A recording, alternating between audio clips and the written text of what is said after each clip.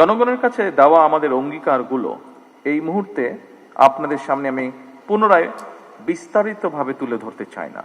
তবে শুধু এতটুকু বলবো, জনস্বার্থে নেওয়া সরকারের কাজগুলো বাস্তবায়নের প্রধান দায়িত্ব জনপ্রশাসনের উপরে বর্তায় এবং তাই সরকারের কর্মসূচি বাস্তবায়নের জন্য প্রশাসনের সাফল্য শেষ পর্যন্ত সরকারের সাফল্য হয়ে দাঁড়ায়।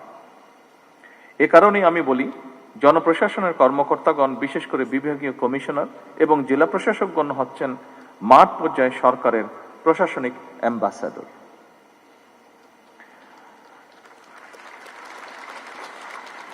সম্মানিত সকল উপস্থিতিবৃন্দ, বর্তমান সরকারের উপর জনগণের প্রত্যাশা অনেক। বর্তমান গণতান্ত্রিক সরকার জনগণের সকল যৌক্তিক প্রত্যাশা সাধ্যমতন পূরণ করতে বদ্ধপরিকর। এটি জনগণের প্রতি আমাদের অঙ্গীকার। আমরা কথায় কথায় বলি জনগণ রাষ্ট্রের মালিক। জনগণ যদি সত্যিই রাষ্ট্রের মালিক হয়, তাহলে এই মালিক অর্থাৎ সেবা গ্রহীতা যারা, তারা যখন অফিস আদালতে তাদের সমস্যা নিয়ে যান, তারা যেন আপনাদের সেবায় কিছুটা হলেও রাষ্ট্রের মালিকানা অনুভব করতে পারেন, সেটি নিশ্চিত করা কিন্তু আপনাদের দায়িত্বের একটি অংশ বলে আমি মনে করি। একজন সাধারণ মানুষ যখন কোনো সরকারি অফিসে যান, তখন সে সংশ্লিষ্ট কর্মকর্তা কিংবা সংশ্লিষ্ট অফিস ব্যবস্থাপনার মধ্যেই পুরো সরকার ব্যবস্থাকে মূল্যায়ন করে বা তা করার চেষ্টা করে।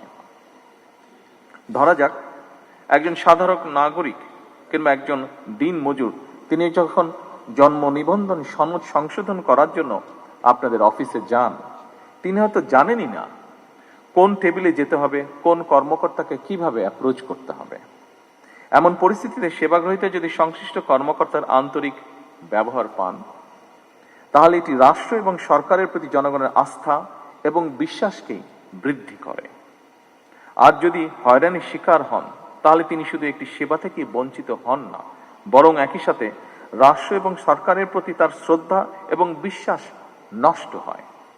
সুতরাং রাষ্ট্র এবং সরকারের সঙ্গে জনগণের আস্থা তৈরির ক্ষেত্রে আপনাদের কার্যক্রম মুখ্য ভূমিকা পালন করে এবং করতে পারে। তাৎক্ষণিকভাবে হয়তো সবকিছু সমাধান করে দেওয়া সম্ভব নয়, এটি আমরা বুঝি, কিন্তু ভুক্তভোগীর মনে অন্তত এই ধারণা জন্ম নেবে বা জন্ম নেওয়া জরুরি, আপনি কিংবা আপনার অফিস তার সমস্যার সমাধানের ব্যাপারে আন্তরিক।